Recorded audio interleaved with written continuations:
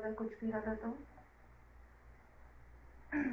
मैंने कभी भी ऐसे सत्संग नहीं किया, so I am very very nervous. I think शायद आज ऐसा होना था। मैं कभी भी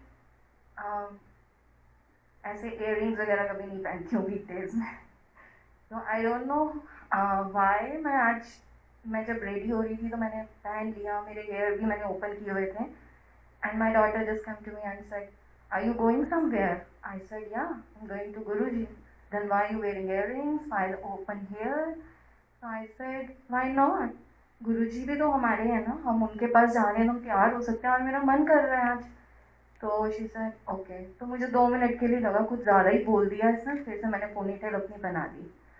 और मैं जब भी यहाँ पे आती हूँ तो मैं हमेशा गुरुजी का चोला देख के फर्स्ट थिंग मेरे मुँह से हमेशा निकलती है कि wow, you are looking so beautiful. आपके कॉम्बिनेशन देख के लगता है कि ये कॉम्बिनेशन मैंने क्यों नहीं ट्राई करा है, मेरे को इतना ब्यूटीफुल लगता है हमेशा।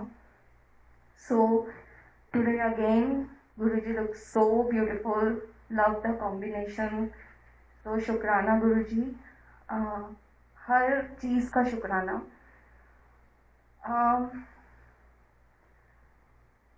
हम लोग गुरुजी के साथ 2016 से आई डोंट नो जुड़े थे या क्या था। किसी ने हमें अपने घर पे सत्संग पे बुलाया और हम नहीं गए। अनिल अंकल ही थे। और सेकंड टाइम फिर से हम फिर भी नहीं गए। एंड देन थर्ड टाइम मैंने अपने हस्बैंड को बोला कि तुम हो आओ, क्योंकि अच्छा नहीं लगता, वो बार बार बोल रहे हैं और हम नहीं जा रहे हैं। देन मेरे अंकल वहाँ पे गए और बस गए और थोड़ी देर में वापस भी आ गए क्योंकि हमें कहीं और जाना था। और मैंने बहुत ही क्यूरियस होकर पूछा, मैंने कहा क्या था वहाँ पे? कि कुछ नहीं था, बस एक चेयर थी और लोग बैठे थे, सत्संग हो रहा था। मैंने कहा अच्छा। और फिर नेक्स्ट टाइम फिर से हुआ तो मैं बस इसी भाव से गई थी कि है क्या एग्जैक्टली। एंड आई थिंक वही डे था शायद कि बस वहाँ जाके इतना अच्छा लगा, इतना पीस लगा वहाँ जाके। और अभी भी ऐसे ही होता है, अनिल अंकल के घर में बहुत पीस वाला सत्संग मैं फील करती हूँ हमेशा। बस उसके बाद से गुरुजी का बस सब कुछ ही जैसे अच्छा ही लगने लग गया, सारी चीज़ें पॉजिटिव लगने लग गई। और तब मेरे अंकल ने मुझे बहुत बार बोला कि घर पे एक बार सत्संग करा लेते हैं, और मेरा हमेशा एक ही आंसर होता था कि हाँ ठीक है। पर मैं मन में हमेशा ये सोचती थी कि एक बार गुरुजी मुझे ना कुछ हिंट दें, कुछ ऐसा हो कि मैं बोलूँ कि हाँ ये सत्संग होना ही है। और आप यकीन नहीं करोगे कि मैं अपने घर पे सोफा पे बैठी हुई थी और एकदम से मेरी आंख लग गई और मुझे विजन हुआ कि हमारे घर में बहुत अच्छा सा दरबार लगा हुआ है और गुरुजी का सत्संग होना है। और इमीडिएटली बाद मैंने अपना फ़ोन ओपन किया तो एक कोमल आंटी हैं, उनका मुझे मैसेज आया। वो उस समय इंडिया में थे। उन्होंने मुझे कॉल करके मैसेज करके बोला कि दीदी मैंने अभी अभी रात को मुझे ड्रीम आया था कि आपके घर में गुरुजी का सत्संग हो रहा है और बहुत अच्छा सा दरबार लगा हुआ है। और मैं उसके बाद रोई कि मैंने ये जस्ट अपने मन में मैंने बोला, मैंने किसी के साथ ये चीज़ शेयर भी नहीं करी और गुरुजी ने मुझे उसका आंसर दे दिया। और ये जनवरी की बात है। और फिर मैंने मंदिर में आके करा कि मुझे सत्संग करना है, कैसे करना है।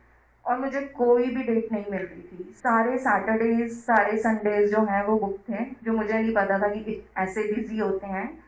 फाइनली आरती आंटी टोल्ड मी कि तुम कोई भी फ्राइडे ले लो, अदरवाइज नहीं हो पाएगा। और मैंने फ्राइडे लिया। आई थिंक 10 अप्रैल था।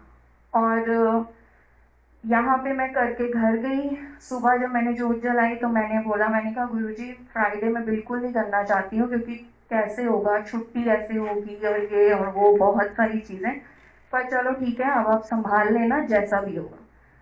और मैं जैसे ही ऊपर गई मैंने फ़ोन अपना ऑन किया, आरती आंटी का मैसेज था कि अभी अभी 11 तारीख का फ्री हुआ है, करना है तो मैं सैटरडे को। मैंने कहा जय गुरुजी, डेफिनेटली सैटरडे का आप कर दो।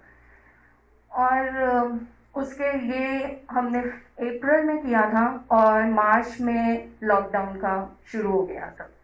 तो हम फैब में चोला देखना शुरू किया और मैंने पसंद भी कर लिया और मैंने वही कोमल आंटी को बोला कि आप जब वापस आओगे क्या आप मेरा वो चोला ले आओगे।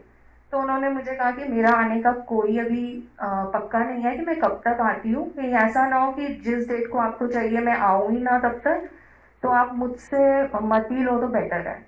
तो मैंने कहा ठीक है कोई बात नहीं, मैं अपने आप देखती हूँ कैसे करना है। और नेक्स्ट डे ही उनका मुझे कॉल आता है। वो मुझे कहते हैं कि दी मुझे रात को किसी का कॉल आया मंदिर में से, उनको ड्रीम आया कि मैं किसी को चोला दे रही हूँ, तो दी मैं आपके लिए चोला लेके आऊंगी नो मैटर व्हाट। तो कैसे गुरुजी ने मतलब सारी चीजें अरेंज करी मुझे खुद भी नहीं पता। और फिर वो वहां से चोला लेके आए और मैं बहुत उसमें थी, कैसे करना है, डेकोरेशन कैसे होगी, क्योंकि मुझे कुछ भी नहीं आता था। And I remember I call Divya aunty back to back, कैसे होगा कैसे होगा, बहुत सारे क्वेश्चंस मेरे चल रहे थे। और all of the sudden lockdown लग गया और मुझे लगा अब तो हो ही नहीं सकता क्योंकि लॉकडाउन लग गया है। तो वहां पे गुरुजी ने एक बहुत ही अच्छी चीज हमें रियलाइज कराई कि ये सत्संग मैं लोगों के लिए नहीं कर रही हूँ, ये सत्संग मैं गुरुजी के लिए कर रही हूँ। तो आई डोंट नीड कि अगर लोग आ रहे हैं लोग नहीं आ रहे हैं, मैं तो गुरुजी का वेलकम कर रही हूँ। Then I decided no matter what satsang होगा। और इतना ब्यूटीफुली से मतलब मुझे पर्सनली ऐसे लगा कि मेरे इतने क्वेश्चंस थे कि मैं कैसे कर पाऊंगी, क्योंकि मैं किसी को भी नहीं जानती थी एक्सेप्ट दिव्या आंटी। और आरती आंटी से भी थोड़ी बहुत मेरी बात हो रही थी। मैं बहुत डरी हुई थी कि मुझे ABCD भी नहीं पता मैंने करना क्या है। और गुरुजी ने मेरे को ऐसी वाली सिचुएशन में डाला कि अब तुम ही करोगी सब कुछ, A से लेके Z तक तुम्हें ही सब कुछ करना है, डेकोरेशन से लेके लंगर से लेके सब तुमको ही करना है। और उन्होंने इतने अच्छे से सब करवाया। मतलब हम लोग फ्लावर्स के लिए बहुत ज़्यादा हो रहे थे कि फ्लावर्स लगाने हैं, but because of that lockdown हमें कहीं पे भी फ्लावर्स नहीं मिल रहे थे, कहीं पे भी। कहीं एक जगह पे हमें मिल रहे थे बट वो उस डेट पे डिलीवर हो रहे थे जिस डेट पे हमें नहीं चाहिए थे।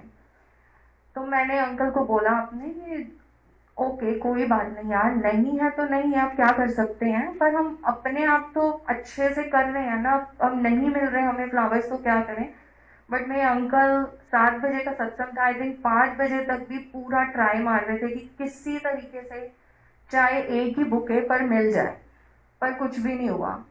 और मैं रेडी होके नीचे आई और हमारे घर के पीछे बोध रहे हैं और वो पूरे बिल्कुल एम्प्टी हुआ हुआ था सब कुछ वहाँ पे, क्योंकि उससे 1-2 दिन पहले ही बहुत बारिश हुई थी कि थोड़ा बहुत जो भी था वो भी झड़ गया था। तो मुझे बहुत कोने में और डीप में मुझे ना एक छोटा सा पेड़ दिख रहा था जिसमें थोड़े से फ्लावर्स थे।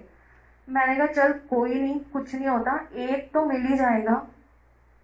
और मुझे खुद को यकीन नहीं हुआ कि मैं वहां पे गई और मैं ऐसे ही सोच के गई थी कि मुझे एक ही मिलेगा क्योंकि दूर से ऐसे ही लग रहा था। जब मैं वहां अंदर गई तो वो पूरा पेड़ फूलों से भरा हुआ था।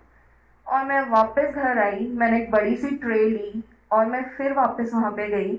मुझे उस समय ऐसा मैंने अपने आप को फील कर लिया वो कोई रामायण का कैरेक्टर है जा रहा है फूल लेने के लिए गांव के अंदर।